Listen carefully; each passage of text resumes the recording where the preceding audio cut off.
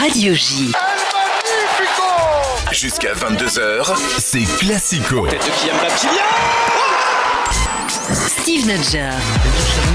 Bonsoir à tous, merci de nous rejoindre pour ce nouveau numéro de Classico. Au menu cette semaine, la victoire d'une équipe de France entrepreneuse hier soir en Italie. Quel bilan tiré de l'année 2024 pour les Bleus? Ça sera notre premier débat du soir. On reviendra également sur l'état sportif et psychologique de Kylian Mbappé, sur lesquels sont d'ailleurs revenus ces derniers jours Didier Deschamps et hier soir Ibrahima Konaté. Et puis on parlera également beaucoup de cinéma avec nos invités. Voilà pour le sommaire, il me reste à vous présenter le casting du soir. Alexis Vizan est avec nous. Salut Alexis. Bonsoir à tous. Alexis, qui t'a marqué ce week-end sur la planète foot, pour le bien ou pour le mal? Non, mais j'ai envie de mettre en avant Lucas Digne, qui est un joueur qu'on C'est rare, sous-cote c'est original. rarement. Ouais, Mais c'est rare. vraiment- Mais c'est rare. C'est vrai que c'est rare. Il est tellement sous-côté, non, parce qu'il a raté ses occasions aussi, mais du coup là qu'on peut le mettre en avant, comme c'est rare, autant qu'il en profite. C'est le rédacteur en chef de l'After, la revue. C'est toujours un plaisir de le recevoir dans Classico. Bonsoir Thibaut Leplat. Bonsoir, ravi d'être avec vous. Thibaut, merci à toi d'être avec nous en ce lundi. Thibaut, est-ce que tu imaginais, je rebondis sur ce que vient de nous dire Alexis, voir Lucas Digne et Adrien Rabiot à ce niveau hier soir? Bon, après, il faut se calmer. À ce niveau, je sais pas. Oui. Moi, j'ai toujours bien aimé Lucas Digne. Pour le coup, je trouve un peu sous-coté, mais parce qu'il a une. Il a eu sa chance aussi qu'il a pas su saisir, hein. Pas que. Mais ça veut dire quoi? C'est-à-dire qu'il a un style de jeu qui est pas un style de jeu qui est démagogique, quoi. On voit pas, il fait pas des grandes courses, il fait pas des grands tacles, mais c'est un joueur qui a toujours été très habile côté gauche, qui a un très bon pied gauche. Et pour moi, j'ai trouvé ça dommage qu'à chaque fois il saute de toutes les convocations pour les grandes compétitions. Il fait tous les matchs de qualification, il est dans le groupe et à chaque Ouais, fois mais c'est quand lui il qui joue, saute. je trouve qu'il lui manque à part hier soir, ouais, je trouve qu'il lui manque toujours Et- un petit quelque chose Et pour aller au niveau Rabiot, j'ai supérieur. pas trouvé exceptionnel. C'est des Non, grands- parce Si on c'est enlève les deux des buts- grandes passes horizontales. Bon, c'est pas. Si on enlève les deux buts, on aurait Pour moi, relativisé attends, j'en dirai tout à considérablement l'heure. le- ouais. Pour moi, autant le match contre l'Israël n'est pas si désespérant et le match contre l'Italie, il est pas si encourageant. On va y Je revenir dirais dans la la même première chose, moi, partie. en fait. La suite de son suis assez film d'accord. culte sur l'univers du foot et des agents était attendue. Elle est désormais en salle. Bonsoir Fabien Antoniente. Bonsoir. Merci beaucoup d'avoir accepté l'invitation de Classico ce soir. On est ravis de partager cette heure avec vous pour discuter notamment des coulisses du film. Fabien, vous avez projeté le film en séance privée au Centre national de football de Clairefontaine il y a quelques semaines devant les joueurs de l'équipe de France. Comment est-ce qu'il a été accueilli? Vraiment très bien. C'est-à-dire que le film, il y a deux parties. En gros. Il y a la partie le football à l'ancienne que véhicule Lanvin, Bourdon et Isabelle Nanty avec les haricots d'Arpajon. Et puis il y a la partie Caris avec les agents un peu véreux qui sous-traitent les joueurs, qui les maltraitent, pour faire un peu d'oseille. Dès les quartiers, quoi. Ils les prennent dans les quartiers. Donc cette partie-là, en fait, elle a beaucoup plu aux joueurs. Parce qu'ils connaissent mieux cette Ils connaissent réalité bien, que... Ils connaissent très très bien. Et ça leur est pas du tout la différence. Ils se marraient à tout. Toute la partie, on va dire, Caris. Et puis aussi, quand ils se voyaient à l'écran leur pote Pogba, ou Ouais. quand ils voyaient Barcola ou Zaïre Emery, là, ça, ils se marraient, ils se chambraient, quoi. Et à la fin, ils ont poussé un cri que je connaissais pas, qui ressemble un peu à... Et je me dis, pourquoi ils font ça? Et en fait, c'est le bruit des calaches. Ce qui veut dire que... Bien, voilà, c'est bien, on avance. On a avancé là, c'est bien. J'alimente ton moulin. Ouais, non, c'est bien. Voilà, c'est bien. Football français, tout va bien. Fabien, en 2002, vous aviez proposé aussi le film aux joueurs de l'équipe de France de l'époque. Non. Il n'y a pas très longtemps que j'avais pensé à ça, mais j'avais projeté Camping 3. Ouais. En fait, en 2002, c'était le maire. C'était le maire, Ouais. c'est donc la Coupe du Monde en Corée qui s'est pas Donc très bien c'était, passée. C'était un autre style. C'était un autre style. Un autre style. Et puis, C'était plus camping d'ailleurs, le maire. et là, depuis 2016, voilà, je me suis dit c'est marrant. Puis ça les détend. Moi, c'est une occasion de voir Deschamps, et surtout Guy Stéphane, parce que Guy Stéphane, il m'a aidé sur 3-0. Il était un Comment de mes consultants, ouais. Et en fait, j'écrivais au bord de Marne dans des préfabriqués tout pourris.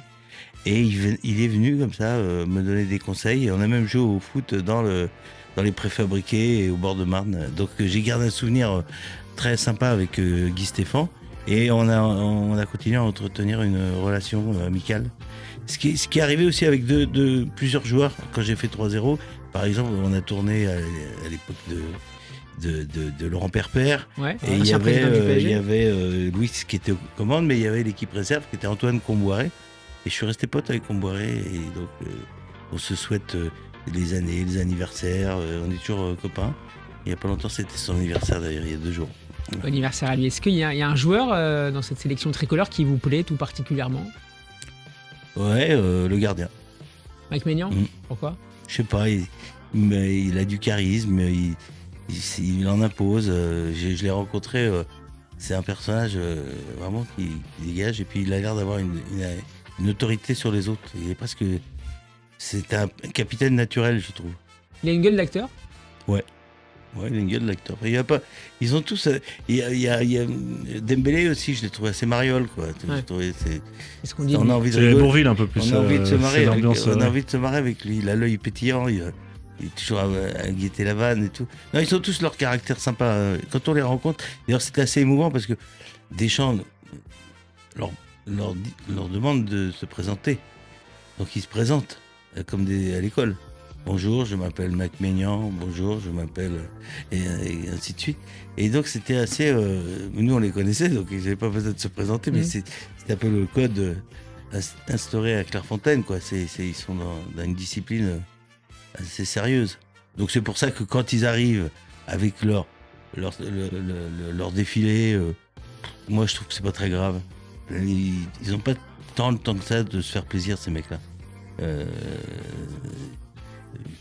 C'est des mecs qui n'ont pas non plus beaucoup d'adolescence. Ils sont dans les centres de formation assez tôt. J'ai vu ça à Reims. C'est chaud, quoi. Et donc, voilà, j'ai trouvé qu'il y avait une bonne ambiance à Clairefontaine.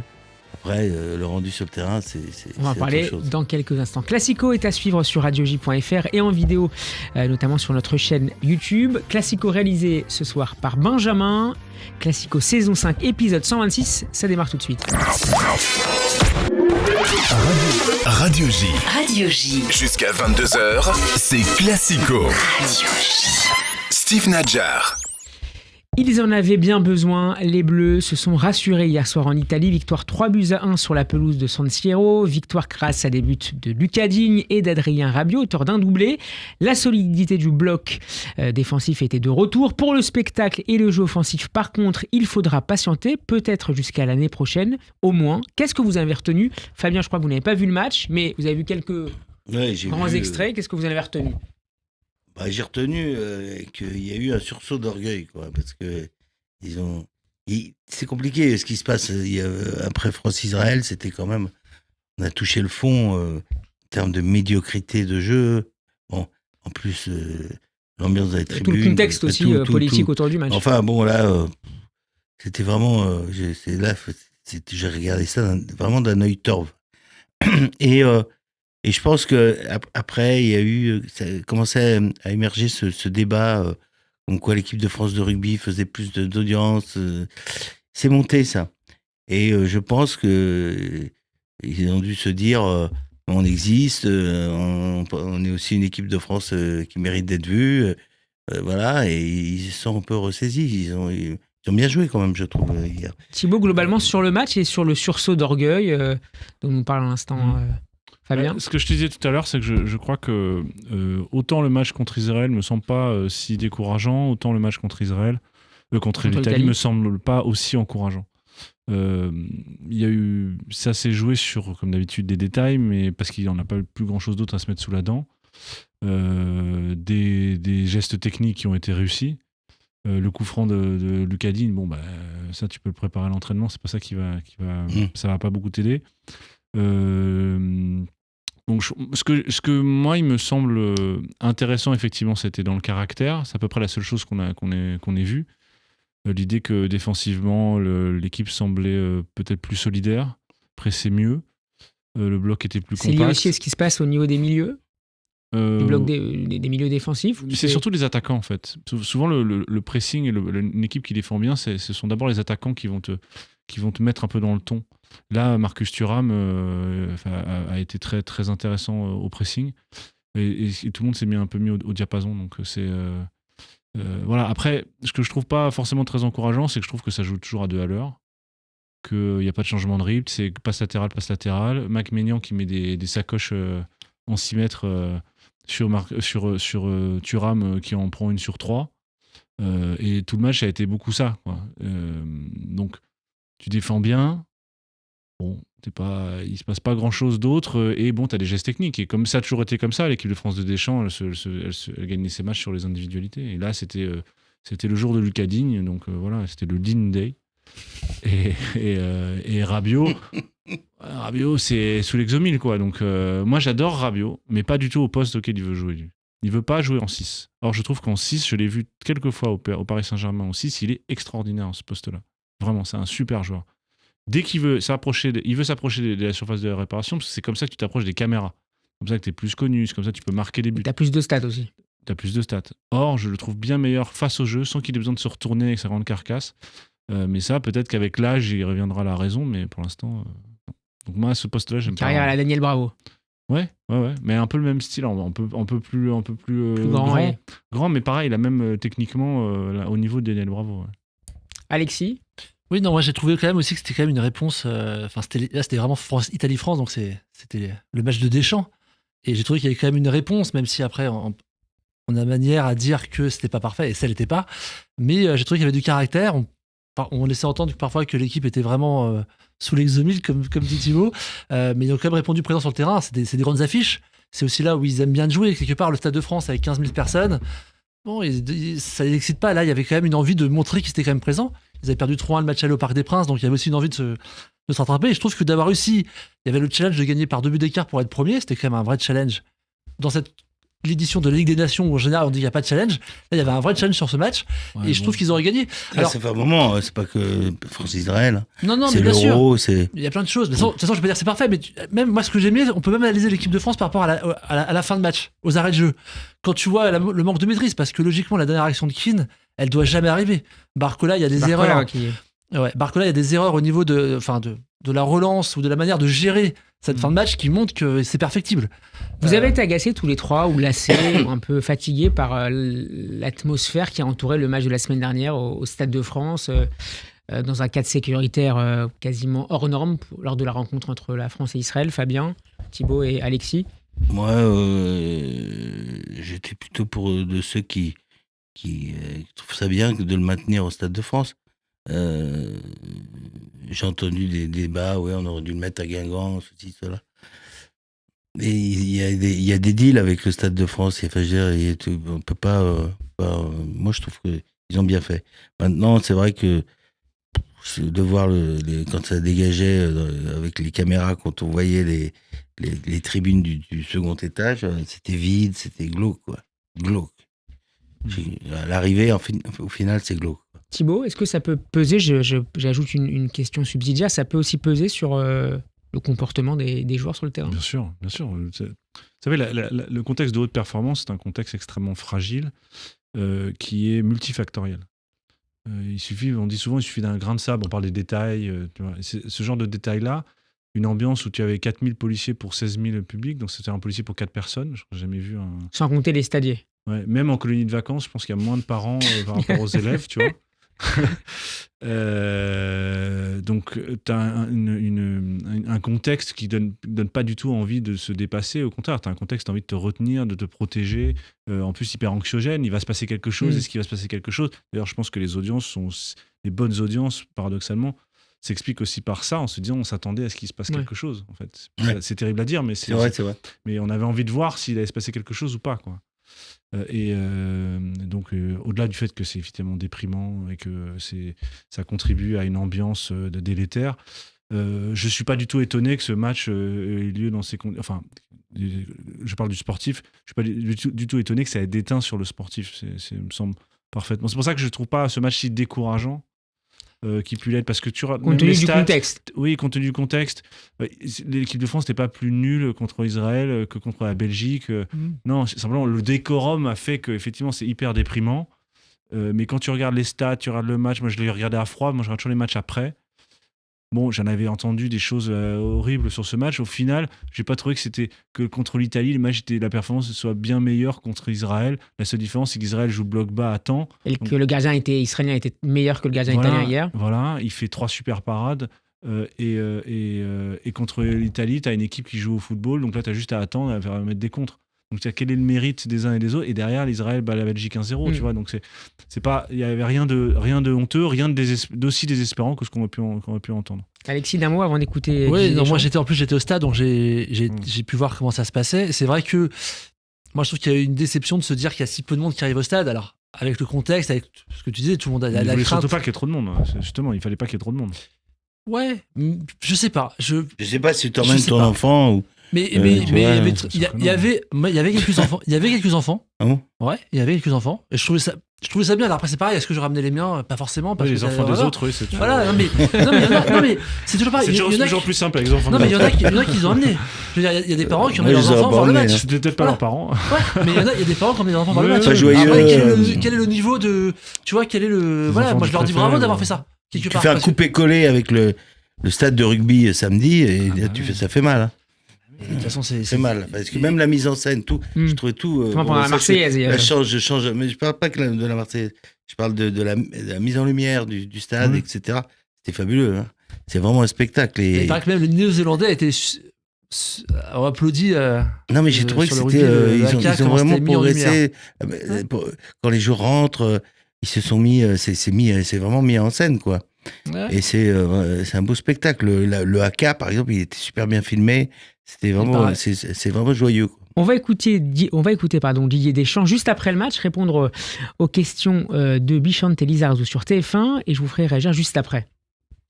Oui. Non, mais parce qu'on sortait d'une année 2024 Ouais. un peu plus difficile, globalement. Ouais, mais écoute, les difficiles, je vais bien. On est demi-finaliste de l'Euro en tenant compte des problèmes qu'on a eus. Voilà, là, on était qualifiés avant ce match-là. Là, on va chercher la première place. Je vais bien. Si l'équipe de France, quand elle rentre sur le terrain, elle doit gagner tous les matchs de minimum 3-0.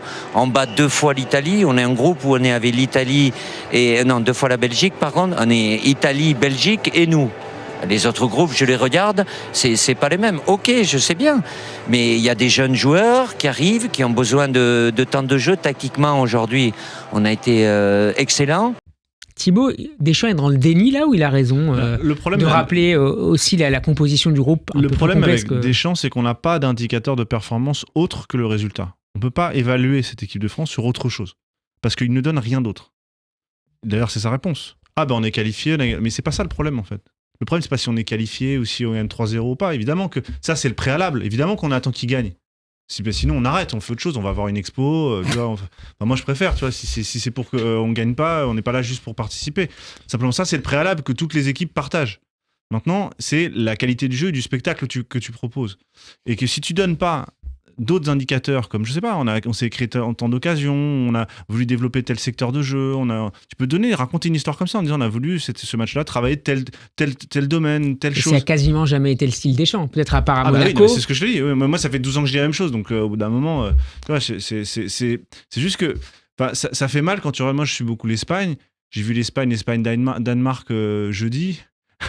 T'es dans une autre dimension. Enfin, c'est autre chose. T'avais l'équipe de remplaçants, t'avais que 3 joueurs qui avaient joué la finale de l'Euro. Ils ont gagné 2-1 contre le Danemark, ils menaient 2-0 tout le match. Ils auraient pu gagner 4-5-0. Ils jouaient, c'était extraordinaire. Et t'avais que des gamins. T'avais même pas un joueur du Real, pas un joueur de l'Atlético. La moitié des joueurs, c'était des joueurs de Villarreal. C'était 21 joueurs sur 23 étaient issus de la Liga. T'avais très peu de joueurs qui jouaient à l'étranger. T'avais des gamins qui avaient... un mec comme Casado, qui n'a pas joué ce match-là, mais qui jouera ce soir. Casado, il y a 3 mois, il était en régional. Et c'est ça qu'on attend dans ces sélectionneurs. Parce que Deschamps a mis aussi également en avant la question de l'émergence de ces jeunes joueurs qui demandent du temps. C'est pas des jeunes joueurs. Parce que quand il fait venir Michael Olise, il le fait venir à l'instant où Michael Olise signe son contrat au Bayern, tout à coup il est sélectionné en équipe de France. Il a fallu attendre que Thierry Henry le sélectionne en Olympique, et comme Manu Koné, pour qu'on finisse par les voir. Ils n'ont pas changé de niveau en 2 mois. Ils sont pas apparus en 2 mois. Et ce que moi je reproche à Deschamps, c'est de pas mettre en avant des profils qu'il est le seul à voir, compte tenu des outils qu'ont la fédération, de faire émerger des profils, émerger des jeunes, et des vrais jeunes, pas des types que tout le monde connaît. Michael Olise, il était à Crystal Palace, bon, ça va. En termes il était attaquant, titulaire, il joue en première ligue. Tout le monde l'a vu, Michael Olise. Il n'y a que lui qui l'a pas vu en fait. Donc t'as des joueurs qu'il faut mettre en avant. Enzo Mio, pourquoi Kliouch n'y est pas? Kliouch, c'est le futur. Un joueur comme ça, en plus, qui hésite entre le Maroc et la France. Pourquoi Enzo Lefebvre n'est pas là?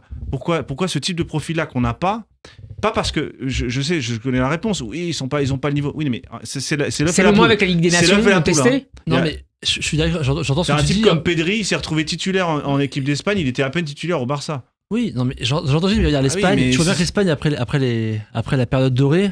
L'Espagne, ils ont ils gagné avaient le goût. un tiers de toutes les Ouais, les coupes d'Europe. mais- Ils ont gagné tous les titres. Ils sont champions d'Europe et du monde dans toutes les catégories. Je suis d'accord. Mais après, Je veux dire- après la période dorée au niveau international, donc après la 2008-2012, après il y a eu un période de creux aussi. C'est-à-dire que même s'ils avaient cette logique-là, ils ont quand même eu un petit creux. Mais nous, on aimerait bien avoir une vague Ouais. parce que là, on a que des creux, nous. Mais je suis pas d'accord. Moi, j'entends ce que tu dis sur Deschamps, mais moi, je suis plutôt pro Deschamps, même si par rapport au bémol que tu peux mettre en avant, je les rejoins.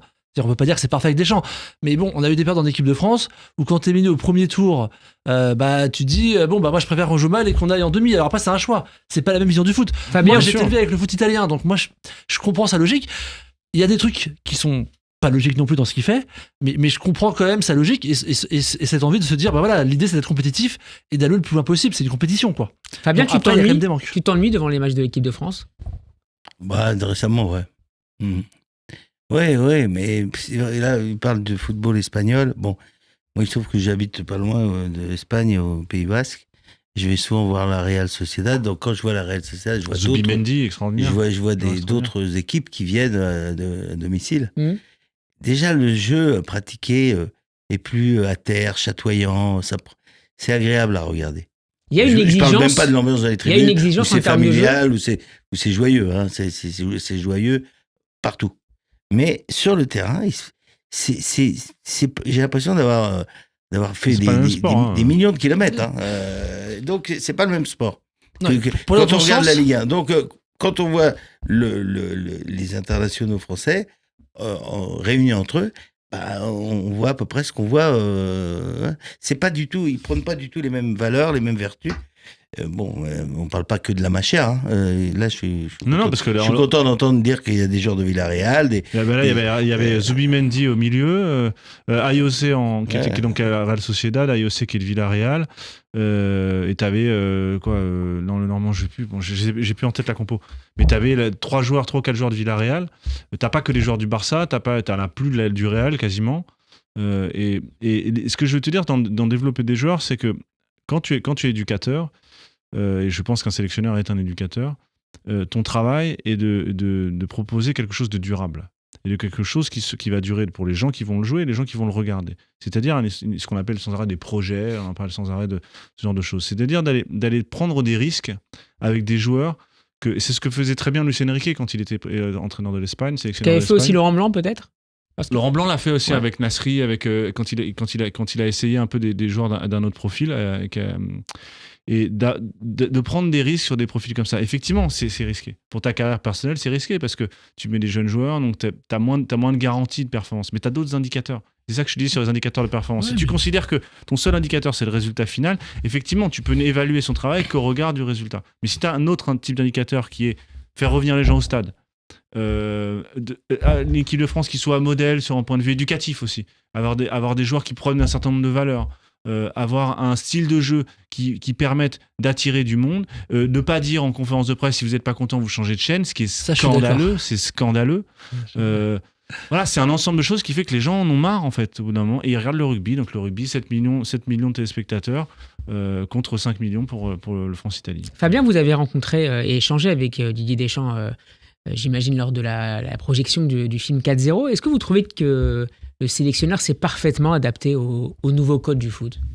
Moi, les échanges que j'ai eus, et puis surtout Gérard Lanvin et Scheim qui discutaient, mais Ouais. les échanges que j'ai eus, j'ai senti un homme qui avait envie de se parler d'autre chose et de rigoler. J'ai senti que c'était pas, on n'allait pas parler foot, et c'est tant mieux. On avait envie de parler de la vie, d'autre chose. J'ai senti c'est comme une cocotte minute, quoi. Ça sifflait. Il y avait le petit. Donc ça a fait du bien à tout le monde, aux deux parties. C'était sympa qu'on découvre les coulisses de Clairefontaine. Mais je pense que c'est chaud pour lui, quoi. Il t'a posé des questions sur les équipes de tournage, sur ce que c'était qu'être metteur en scène? Non. Oui, il s'en branle. Mais je te dis ça parce que d'autres entraîneurs le font. Ouais. Un mec comme Guardiola, ça va le passionner, ce que ton métier. Ouais. Les chefs d'orchestre, les chefs les metteurs en scène.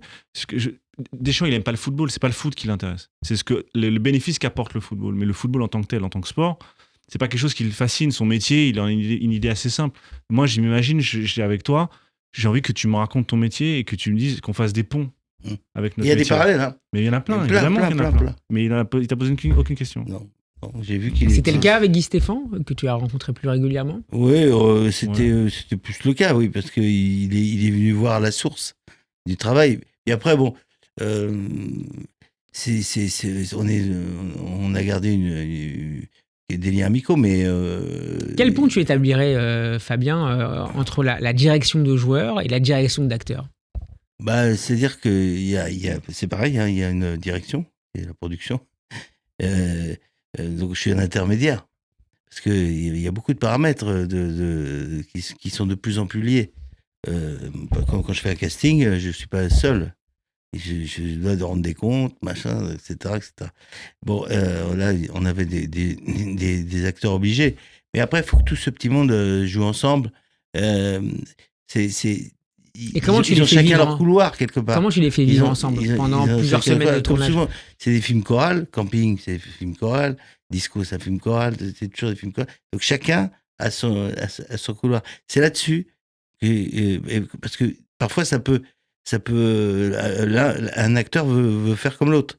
Mais il faut qu'il comprenne assez vite que ce qu'il fait est bien par rapport à l'autre. Surtout à la comédie. Par exemple, Gérard Lanvin n'est jamais aussi bon que quand il écoute l'autre et qu'il dit une répartie tout de suite.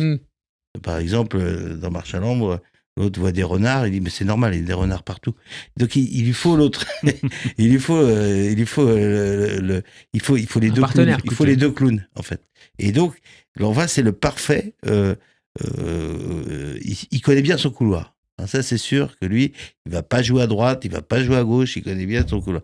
Mais il y a des joueurs, et notamment chez les jeunes, qui seraient tentés de vouloir faire à la manière d'eux. Et là, il faut ramener, faut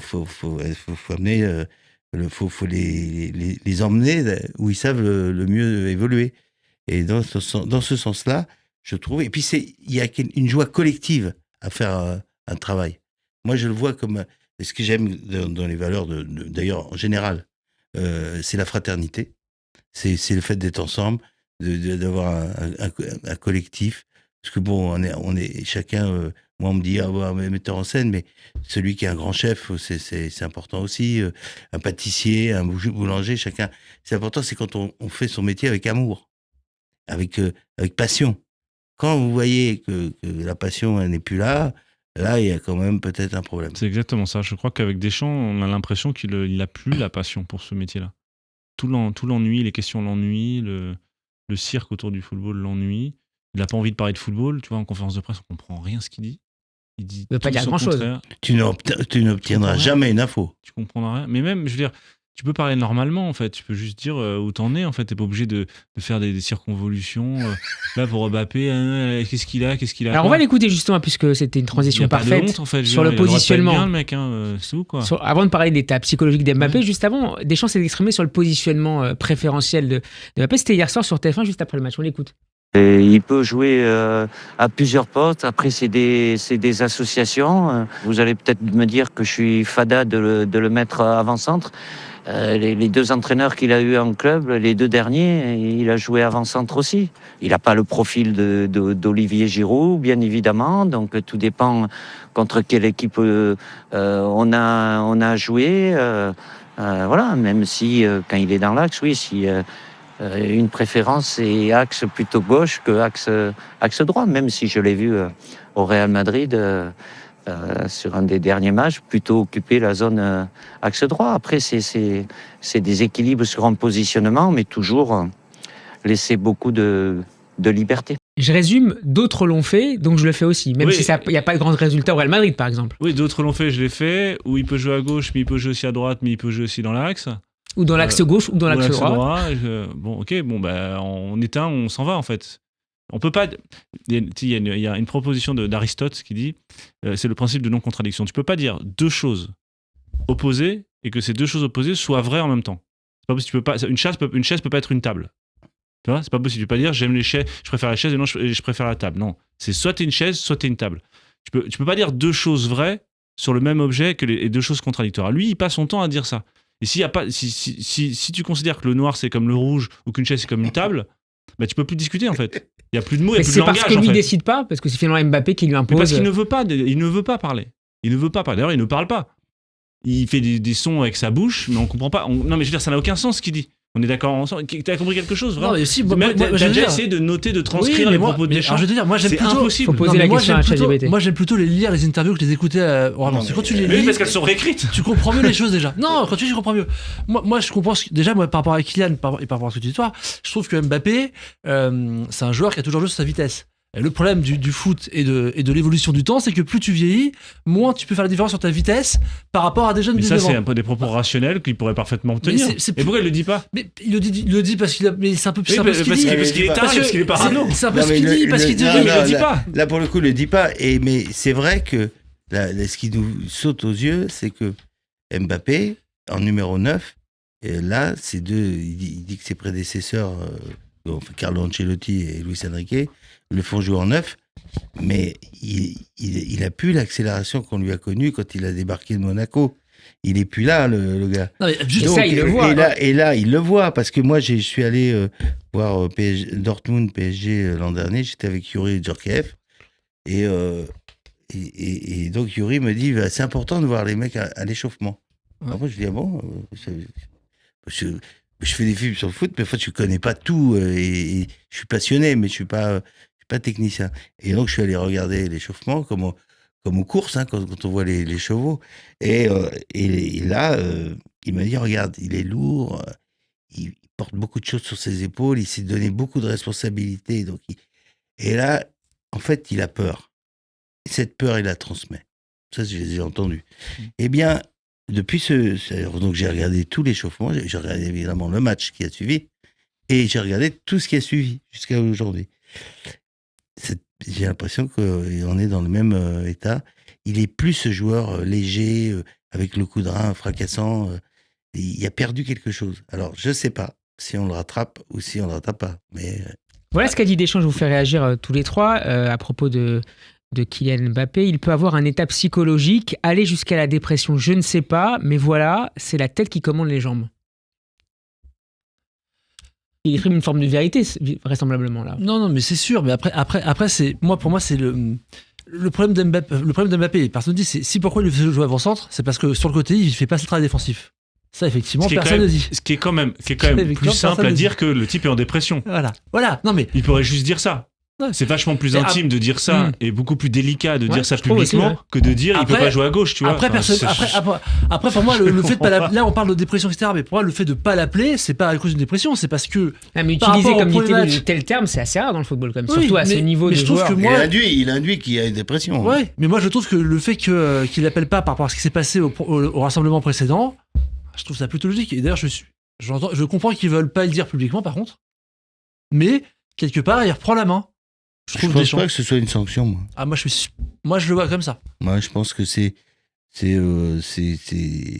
win-win. Je le vois C'est-à-dire parce que que j'ai trouvé l'autre, Deschamps, il y a eu beaucoup de mal. Est-ce qu'ils se sent prêts Non, mais moi, je trouve déjà, il y a beaucoup de mal à justifier le fait que Mbappé joue avec sur Villarreal, d'ailleurs, je crois, le match d'après. Je trouve qu'il y avait, dans les conférences de presse, justement, on le voit pas. Il y avait quand même beaucoup de mal à se Il y justifier. a un ensemble de choses qui, à la fois, il est un peu mauvais sur l'histoire de Villarreal, mais aussi l'idée que en l'état, Mbappé n'est pas sélectionnable parce qu'il n'a pas un rendement, il n'est pas indiscutable.